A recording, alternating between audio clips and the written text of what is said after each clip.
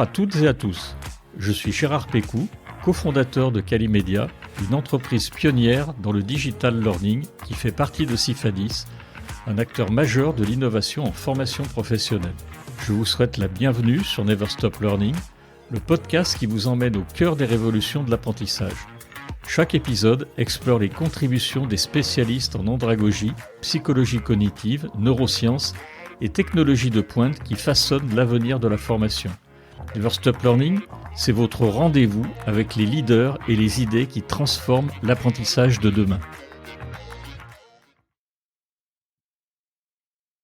Bonjour à toutes et à tous. Dans ce nouvel épisode de Never Stop Learning, aujourd'hui nous allons explorer ce que pourrait être le futur du e-learning et la création de contenu avec des outils comme ceux de Gutenberg Technologies qui intègrent l'intelligence artificielle. Est-ce que ces nouveaux outils seront réellement disruptifs pour la formation ? Comment les ingénieurs pédagogiques et les concepteurs de contenu vont-ils pouvoir travailler avec eux ? Allons-nous aller inévitablement vers une uniformisation des contenus ou au contraire vers un renouveau et une amélioration des formations en intégrant ces outils dans nos pratiques quotidiennes ? Pour en parler, j'ai le plaisir d'accueillir Gjergj de Miraz, CIO de Gutenberg Technologies, et Stéphane Ville, directeur commercial. Bonjour Gjergj, bonjour Stéphane. Bonjour. Bonjour Gérard. Merci d'être avec nous. Et merci pour l'accueil et l'invitation. Ravi d'être ici. C'est gentil, merci. Gjergj, tu es CIO de Gutenberg Technologies. Pour commencer, est-ce que tu pourrais nous parler brièvement de ton parcours professionnel et de ce qui t'a amené à créer cette entreprise ? Je m'appelle Gjergj de Miraz. Pour ceux qui se demandent d'où vient mon prénom, je suis né en Albanie, mais fier également d'être français. J'ai fait mes études en Italie, j'ai vécu en France et aujourd'hui, je réside à Boston, donc aux États-Unis.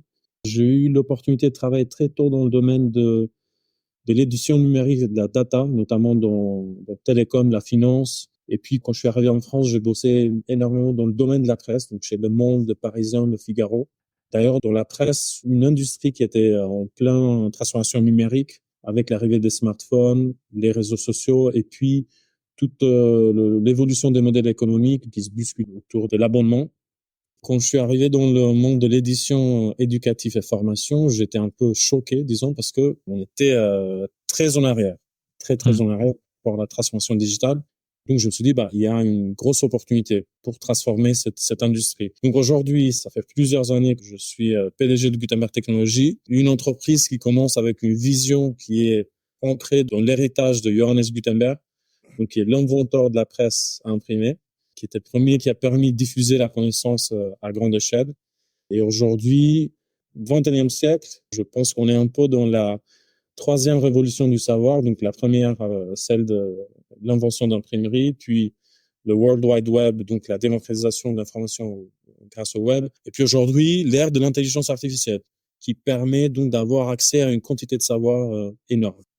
Donc, chez GT, chez Gutenberg Technologies, l'ambition, c'est de rendre la connaissance accessible à tous et on aide des entreprises à créer, gérer, diffuser des contenus de formation grâce à notre technologie, plateforme de gestion de contenu et grâce à l'IA.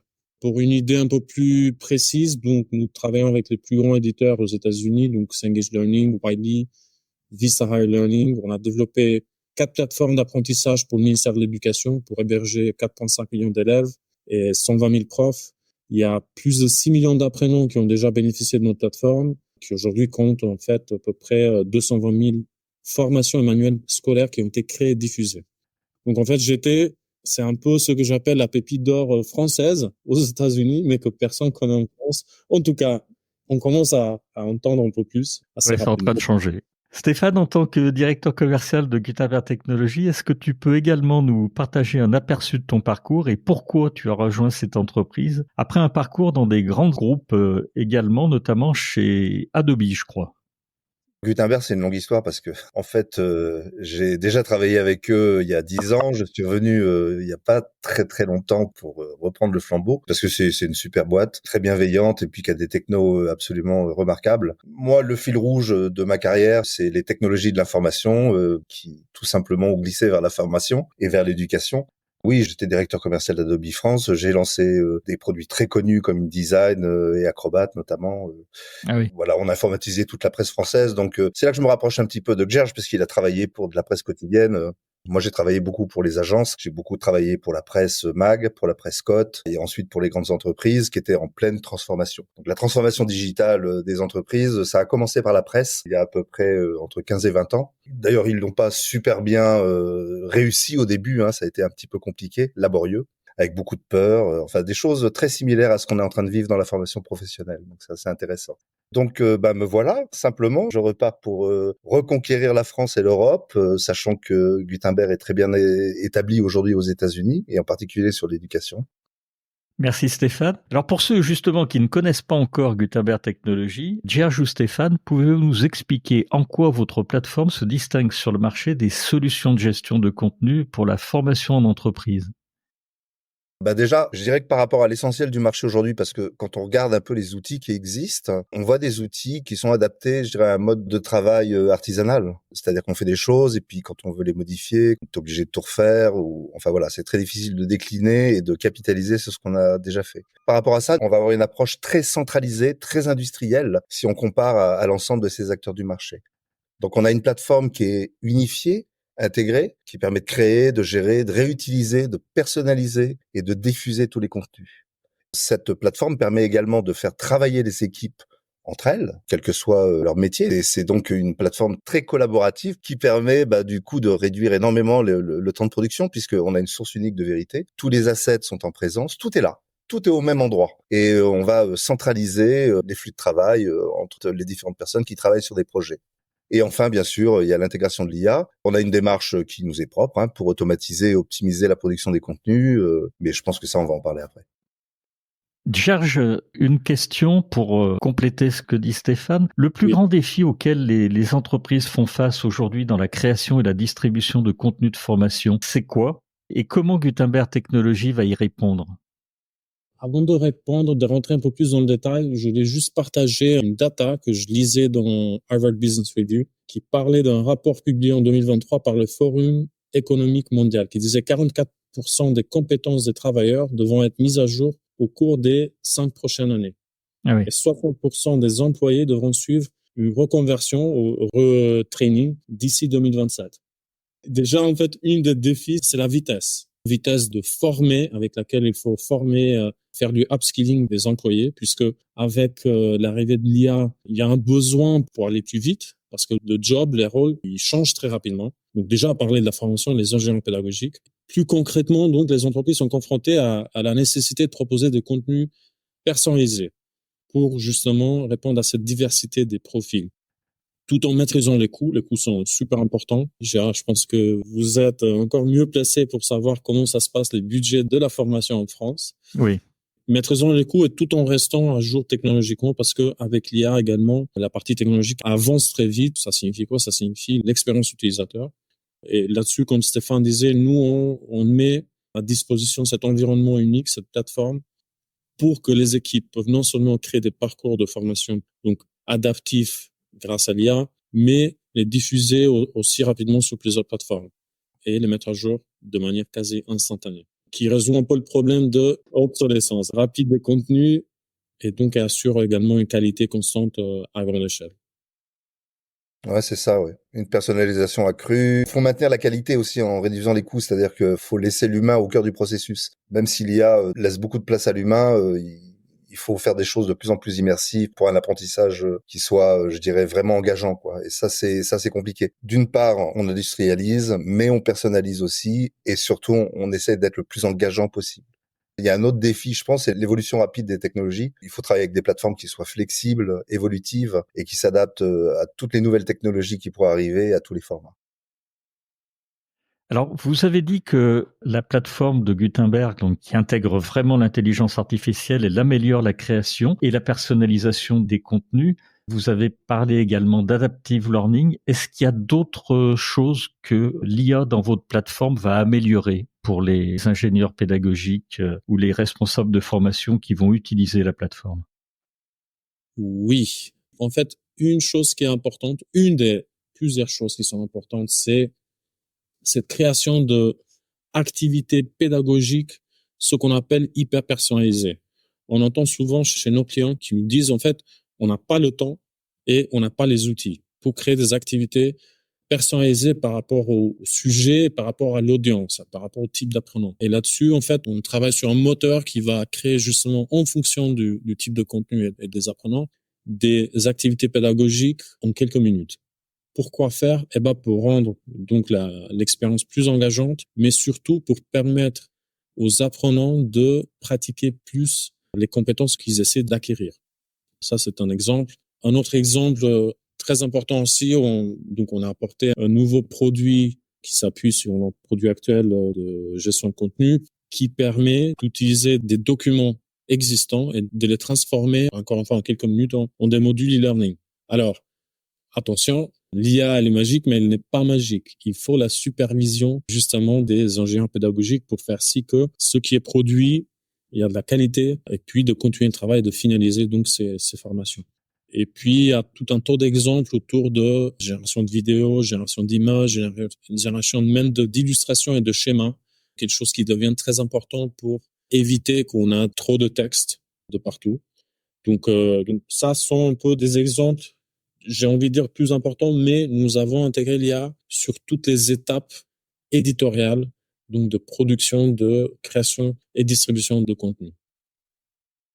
Stéphane, tu veux rajouter quelque chose par rapport à ce que vient de dire George? Moi, j'aime bien vulgariser et faire quelques petites métaphores, mais pour moi, c'est un peu comme un GPS, en fait. Faut s'appuyer sur de la data fiable, sinon on fait du hors-piste. Mais maintenant, on a toujours la possibilité de choisir de faire du hors-piste, évidemment. Nous, on va utiliser l'IA pour l'analyse des données, pour générer des métadonnées de manière à être beaucoup plus interopérable derrière. On va créer évidemment automatiquement des modules, mais ça veut pas dire qu'il n'y a pas du travail derrière, hein, bien sûr. Mais il y a énormément de choses qui sont pas super plaisantes à faire, que l'IA fait très très bien pour nous. Donc c'est vraiment un moteur de transformation exceptionnel et je pense que ça change la donne, oui.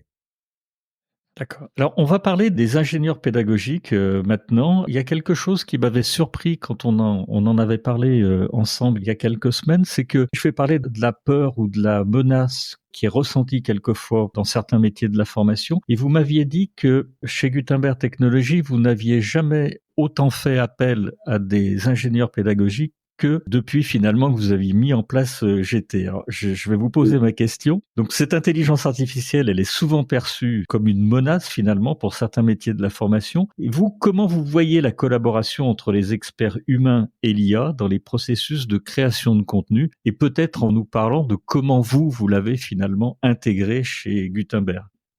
Je trouve que l'IA donne vraiment beaucoup de place à l'humain, en réalité. Et oui, c'est vrai que depuis qu'on fait de l'IA, on a été obligé d'intégrer des experts métiers. On a été obligé d'intégrer de l'ingénierie pédagogique parce qu'on a besoin plus que jamais de vérifier le résultat parce que l'IA n'est jamais à 100% fiable. S'assurer également qu'il n'y a pas de biais cognitif, qu'il n'y ait pas d'hallucination. Donc, on a vraiment besoin de l'humain. Et plutôt que de le remplacer, je pense que vraiment, il va l'amplifier davantage. Il y a plein de tâches qui sont automatisées, toute la mise en forme, la structuration des cours, des quiz, l'adaptation multiformat, tous ces trucs-là qui sont rébarbatifs à la base. Et du coup, les experts peuvent se concentrer, et je pense que c'est une vraie collaboration sur la créativité, la scénarisation, la pédagogie, on va dire la mise en perspective véritablement de l'information. C'est ça qui est super important. Bien sûr, il faut faire très attention au sourcing, à savoir on part de quoi. Si on part de choses légales, par exemple de la réglementation, de la loi, ça peut être tous les sujets, mais bon, des fois, il faut vraiment qu'il y ait absolument aucun doute sur la véracité de ce qu'on raconte et de ce qu'on va mettre en perspective. Donc là, vraiment, l'humain est super important. Autant autrefois, on avait plus besoin encore de développeurs, d'ingénieurs. Bon, maintenant, c'est vraiment des experts et des ingénieurs pédagogiques, quoi. Et il y a une vraie synergie entre l'analyse automatisée et l'expertise humaine pour des formations pertinentes, quoi. C'est vraiment la mise en perspective qui est super importante et ça, c'est humain. D'accord. Oui. Et si je peux ajouter, en fait, ce qui manque aujourd'hui, en vérité, c'est l'accompagnement et l'upskilling des ingénieurs pédagogiques et des professionnels de la formation. D'où cette peur. Mais cet accompagnement peut vraiment permettre à eux de développer ces nouvelles compétences dans la gestion et supervision des technologies d'IA. Mais au final, même aujourd'hui chez nous, on s'est rendu compte depuis un moment, parce qu'on fait ça depuis un moment, que Les ingénieurs pédagogiques, ils sont cruciaux dans ce processus parce que finalement, c'est leur métier de créer des formations. L'IA va suivre les instructions d'un humain. Et les ingénieurs pédagogiques vont se concentrer sur ce qui apporte plus de valeur à l'expérience de l'apprenant, à l'engagement, aux interactivités, à tous les formats différents, que ce soit sur le web, que ce soit sur le mobile, que ce soit du micro-learning ou des formations les plus longues. Donc en fait, l'ingénieur pédagogique vraiment va aller plus vite, mais surtout va être assisté par l'IA. D'accord, très clair. Alors, on va parler des difficultés que l'IA peut rencontrer. Je voudrais revenir sur les hallucinations et le déclin cognitif qu'on observe dans quelques IA célèbres actuellement. Comment Gutenberg Technologies répond aujourd'hui à ces hallucinations et au déclin cognitif? C'est ce que tu disais, George, c'est parce qu'il y a des humains derrière qui font très attention à ça et qui vérifient? Oui, effectivement. Les hallucinations, c'est une fonctionnalité, on peut dire, de l'IA. C'est lié à la créativité de l'IA. Et il y a des façons pour essayer de les éviter, ou plutôt la meilleure façon de dire, c'est de les minimiser. Mais c'est là où, justement, les humains doivent vérifier pour voir s'il y a des informations incohérentes ou erronées, même si nos modèles, en tout cas, sont entraînés sur des données contextuelles et directives. Mais aujourd'hui, on n'a pas une sûreté à 100% qu'il n'y aura pas de hallucinations. Donc, on travaille plutôt à les minimiser.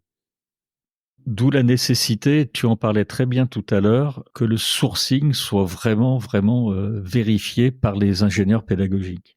C'est Stéphane qui en parlait tout à l'heure. Ouais. Alors oui, le sourcing, c'est super important, évidemment.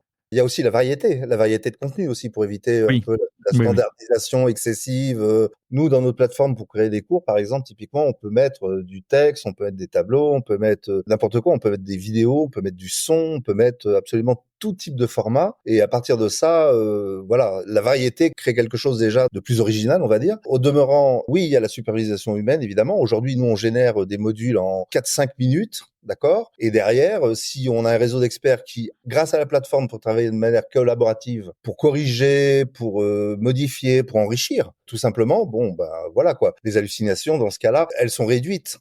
Évidemment, on va entraîner l'IA.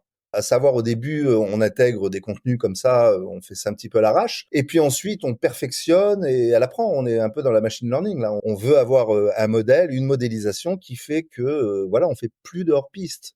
On a bien cartographié, on a bien défini les objectifs, on sait exactement à qui on veut s'adresser, on sait le temps que ça veut durer, on sait combien de modules on va intégrer pour fabriquer un cours. On va fine-tuner, pour utiliser un anglicisme très à la mode en ce moment, on va fine-tuner l'IA de manière à ce qu'elle soit le plus pertinent possible. Mais derrière, la supervision humaine sera toujours super importante pour avoir quelque chose de fiable. Voilà, j'ai pas grand-chose de plus à raconter, hein. Les sources vérifiées, la variété de contenu. Et puis, pour le déclin cognitif dont il est question, simplement, la plateforme permet de faire des mises à jour régulières. Et ça permet de maintenir la performance et la pertinence de la formation. Parce que dans un monde où tout bouge, où tout évolue, des formations qui sont statiques et qui... Moi, je dirais que une formation, au bout de 6 mois, elle peut ne plus être à jour. Voilà. Alors, surtout si il y a des décrets, des nouvelles réglementations, des nouvelles règles, enfin, plein de choses qui évoluent dans le monde de l'entreprise, dans le monde du travail. Il faut que les formations soient instantanées. Il faut qu'en temps réel, presque, on puisse corriger et modifier la formation en fonction des éléments initiaux. J'avais une question sur l'uniformisation des contenus, mais vous y avez tous les deux très bien répondu. Est-ce qu'on peut dire finalement que l'uniformisation des contenus, je crois que c'est George qui disait ça va dépendre finalement aussi des formateurs, des ingénieurs pédagogiques, et finalement ça va dépendre de la manière dont les professionnels de la formation vont utiliser ces IA. Absolument. L'uniformisation signifie parfois, ce sont toujours les mêmes formations. Non, en fait, l'uniformisation, nous avons d'un côté toute la partie un peu plus technique, format de contenu, et puis il y a tout ce qu'on appelle les bonnes pratiques niveau pédagogique, d'uniformer cela, pour après arriver à personnaliser plus. Donc, l'IA et les ingénieurs pédagogiques vont permettre de uniformiser pour après personnaliser plus, mais surtout beaucoup plus rapidement. Et c'est ça sur quoi on se concentre depuis toujours dans le monde de l'éducation. Si vous voyez un manuel scolaire, ça fait 300 pages, mais il y en a qui font 900 pages ou plus. Et là, on parle d'une uniformisation à l'échelle, mais pour après arriver avec des activités pédagogiques qui sont beaucoup plus personnalisées, qui touchent plus d'élèves ou d'apprenants. Et ça, je pense, c'est critique dans la création d'un écosystème pour les entreprises, pour créer des formations qui sont pertinentes, de qualité, et surtout pour ne pas jeter de l'argent et frustrer que ce soit les équipes pédagogiques et que ce soit les apprenants. L'uniformisation, on s'est rendu compte quand même que, alors il y en a qui adorent parce qu'ils veulent décliner toute une collection de formations sur la sécurité, la réglementation, des choses comme ça. Donc là, ils veulent une collection, quelque chose qui se ressemble quelque part. Et puis on a d'autres cas de figure où justement on veut pas prendre ce biais-là et on veut plutôt faire plein de choses très différentes. Donc là, je dirais que l'IA peut libérer la créativité en fait en proposant des nouvelles pistes et en gérant le technique en fait. Le tout étant de pas avoir de perte de créativité. Je pense que c'est ça qui est important. Donc, quand tout est bien cadré, quand tout est harmonisé, voilà, c'est plutôt harmonisé que je D'accord. à uniformisation. Harmoniser l'ensemble de ces formations, je dirais que pour une entreprise qui a une identité forte, bah, ça a du sens. Ça, c'est important. Par contre, faut pas que justement cette harmonisation se fasse de manière uniforme. Voilà. D'accord. Je tourne un peu autour, mais ce que je veux dire par là, c'est que l'expertise humaine va beaucoup personnaliser, diversifier les formations. Nous, on a vu des boîtes qui avaient des boîtes importantes, des multinationales, qui avaient des budgets formation mais colossaux et qu'on du coup, tout expérimenté avec des équipes différentes dans les différents pays. Bon, pour moi, c'est de l'expérimentation parce que au final, ils font rien de super efficace. Par contre, ils ont bien testé la VR, ils ont bien testé ça, ils ont bien testé autre chose. Bon, ok. Mais par contre, personne n'a travaillé ensemble. Ça n'a pas été collaboratif. Et l'objectif, qui était de produire beaucoup de formations pour faire l'upskills, des ressources très rapidement et à grande échelle, et ben, c'est pas fait, c'est pas atteint. Et ils ont dépensé des millions. Donc ces grosses boîtes, elles en reviennent à un moment donné, elles se disent ah on est en budget, on est en queue de comète, on n'a plus que quelques millions pour faire des choses efficaces. Ah et ben là oui il faut harmoniser et faire travailler les équipes entre elles de manière à aller à un objectif commun qui est l'efficacité des formations et puis atteindre tous les employés. On travaille à l'efficacité de l'entreprise, c'est hyper important la ressource humaine. La question suivante, elle est difficile pour moi parce que c'est une question de prospective finalement. Selon vous deux, à quoi ressemblera le paysage du e-learning dans 3 à 5 ans avec l'évolution des technos comme l'IA et des outils ou des futurs outils que vous développez? Est-ce que vous pouvez nous parler un peu de votre roadmap, si bien sûr c'est pas confidentiel à ce stade? Avant la roadmap, votre vision du e-learning et de la formation à 3-5 ans, qu'est-ce qui va se passer? Oui. Difficile comme question, je sais. Avec la vitesse dont l'IA avance, Ouais. je pense qu'on peut réellement penser à des expériences avec la réalité augmentée et réalité virtuelle, donc avec des expériences d'apprentissage plus ludiques et concrètes. Je suis convaincu qu'il y aura ce qu'on appelle de l'adaptive learning ou de l'apprentissage personnalisé en temps réel, c'est-à-dire en temps réel, à partir d'un cours, l'IA va être capable de adapter le cours et le matériel. Parce que déjà, l'IA aujourd'hui génère des contenus. D'ici 3 à 5 ans, je pense qu'on n'aura pas aussi besoin d'une supervision humaine pour adapter le contenu en temps réel. Et puis, tout ce qui est développement des assistants, des tuteurs, Oui. pas que par écrit, mais surtout par audio, donc des tuteurs conversationnels. Donc, si on réfléchit par exemple à la formation de commerciaux qui doivent pitcher et qui pitchent à un tuteur directement en live et qui reçoivent du feedback en live. C'est des tuteurs des avatars. Plutôt des nouveautés. Moi, je suis personnellement très enthousiaste parce que ça va avancer la façon dont on apprend. Tout le monde apprendra plus vite et mieux. Est-ce que pour toi, Serge, les simulations interactives alimentées par l'IA pour faire des cas concrets, des cas pratiques, ça va s'améliorer? Parce qu'aujourd'hui, ça manque un peu dans les formations. Tu parlais de tuteurs, mais est-ce que ça pourrait aller un peu plus loin, encore une fois, avec des simulations interactives? Et est-ce que tout ce qui va tourner autour de la blockchain, pour notamment la sécurisation des certifications, ça va s'améliorer également dans le futur? Absolument. Déjà aux États-Unis, tout ce qui est cas pratique dans certaines industries sont très avancés. D'accord. Déjà d'en mentionner un qui est l'industrie du médical. On voit, il y a déjà des applications où les médecins vont pratiquer en temps réel dans des réalités augmentées, mais aussi d'autres types d'industries, le manufacturing également. Donc ça, c'est déjà en cours et l'IA va simplement accélérer en fait sur certaines industries ce qui a déjà démarré et va par contre faciliter, va lever cette barrière qui aujourd'hui est niveau coût, et niveau technologique pour d'autres industries, pour pouvoir y accéder beaucoup plus facilement. Et puis la blockchain, j'ai envie de dire, c'est plus une nouveauté, ce n'est plus une nouveauté. Oui, c'est vrai. Ça va naturellement également rentrer dans les cas d'usage encore plus. Moi, je dirais, il y a ce qu'on fait déjà et il y a ce qui va arriver. Nous, on s'est prémunis de ça, dans le sens où on est un peu un assembleur quelque part. Aujourd'hui, on intègre déjà des objets qui ont été réalisés avec d'autres technologies, d'autres outils. On peut les intégrer, donc on fédère un peu.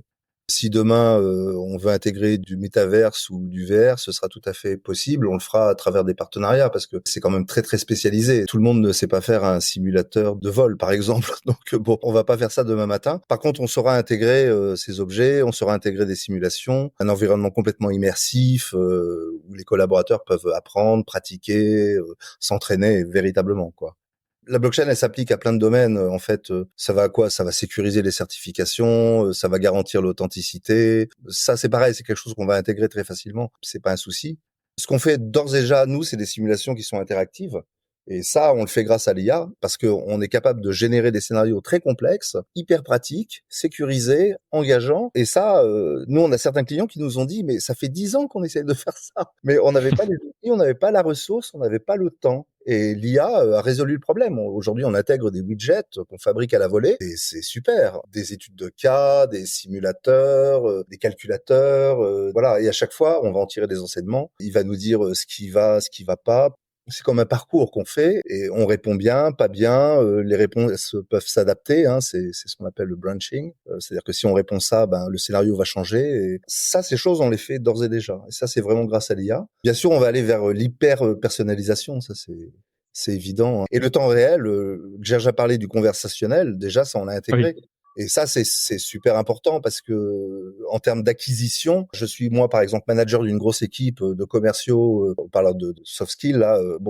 Voilà, j'ai un problème de management à un moment donné. Je pose la question comment je peux gérer ça. En fait, si l'information elle est contextualisée, on peut avoir des réponses qui sont super intéressantes et qui sont vraiment pratiques. Et ça fait partie de la formation continue d'un manager de savoir comment réagir par rapport à une situation donnée, quoi. Alors, on arrive au bout de ce podcast. J'ai néanmoins une dernière question pour vous deux. Pour nos auditeurs, donc, qui sont principalement des responsables de formation, des ingénieurs pédagogiques, des digital learning managers ou des responsables des ressources humaines, des formateurs, quels conseils vous leur donneriez pour se préparer à l'intégration de ces nouvelles technologies IA dans leur stratégie? Alors déjà, il faut qu'ils s'y mettent. C'est clair. Gierge, tu l'as bien dit il y a quelques minutes, mais est-ce qu'il y a des choses qui vous sautent aux yeux et comment ils peuvent se préparer à tous ces changements? En fait, je pense que pour la formation, c'est bien de faire de la répétition. Il faut s'y mettre. Ouais, c'est ça. Non, mais c'est clair. Je n'arrête pas de le dire, que c'est un vrai changement de paradigme et qu'il faut s'approprier ces outils-là. Il faut s'y mettre et comprendre. Déjà, pour rester un peu plus pratique, il faut vraiment s'y mettre et commencer par des expérimentations ciblées. Par exemple, identifier un module de formation, essayer d'utiliser l'IA pour voir dans chaque étape de leur travail quotidien où est-ce que l'IA pourrait aider. Et c'est une forme de auto-formation, auto-éducation qu'ils vont faire. Donc, et puis également de discuter avec des gens et des boîtes qui font déjà ça, qui utilisent l'IA dans la formation et comprendre vraiment le pourquoi, quelle est la valeur ajoutée, quelles sont les problématiques, parce qu'encore une fois, l'IA, elle n'est pas magique, pas du tout. Parce qu'autrement, ce qui reste, c'est la peur et ce qui reste, c'est la passivité qui ne va pas ajouter. Moi, je dirais, il y a une phrase qui m'a énormément frappé et que j'essaie toujours d'appliquer dans ma vie perso et dans ma vie professionnelle, c'est en anglais, you can let the market disrupt you or you can disrupt yourself. Ça signifie soit le marché ou la vie va te disrupter, soit tu peux disrupter toi-même pour gagner ou pour évoluer. Donc la disruption, en vérité, c'est juste de l'évolution de la pensée et de l'évolution de la personnalité. Donc dans ce cas-là, avec l'IA, je trouve que on peut attendre et laisser que l'IA nous fasse la disruption de notre vie, de notre travail, de nos entreprises, ou bien on peut l'embrasser et faire le mieux de la situation. Là, on parle d'adoption de nouvelles technologies, de choses qu'on ne maîtrise pas toujours. Et une révolution comme l'IA, clairement, c'est une montagne. Donc, qu'on soit pour ou qu'on soit contre, ça change rien. De toute façon, elle est là. Donc, faut y aller par étapes, avec patience et préparation. Je pense qu'une approche progressive déjà, débuter par des petits projets pilotes et bien ajustés avant de généraliser, ça me semble être du bon sens. L'application des équipes, comme dans tous les projets, clairement, une bonne communication, une participation active pour une transition fluide. Nous, c'est ce qu'on essaye de faire, évidemment, à chaque fois qu'on aborde un sujet. Et puis, mettre en place peut-être des indicateurs de performance qui permettent de valider la pertinence et d'affiner la stratégie au fur et à mesure. C'est-à-dire qu'on part pas sur un projet en se disant je veux tout de suite avoir ce résultat-là. Non, on y va progressivement. Nous, d'ailleurs, on a complètement adapté, même dans notre business model, on a complètement adapté ce précepte. À savoir, on commence avec un starter kit, on va dire, et puis on avance, et puis à un moment donné, on a un rythme de croisière, et puis on essaye de travailler à l'amélioration continue, tout le temps. Merci Stéphane, merci Gierge. Je voulais remercier nos auditrices et nos auditeurs. Encore une fois, merci à Gierge et Stéphane pour cet échange qui était vraiment très intéressant et qui nous a donné une vision du futur de la formation, en tous les cas de ce que pourrait être le futur de cette formation. Et puis, pour nos auditeurs, n'hésitez pas à découvrir Gutenberg Technologies sur leur site internet ou à les suivre sur LinkedIn. Je mettrai des liens comme d'habitude. Et comme toujours, donc, Never Stop Learning. Merci Gierge, merci Stéphane pour cet épisode. Merci beaucoup Gérard pour cet échange passionnant. Merci.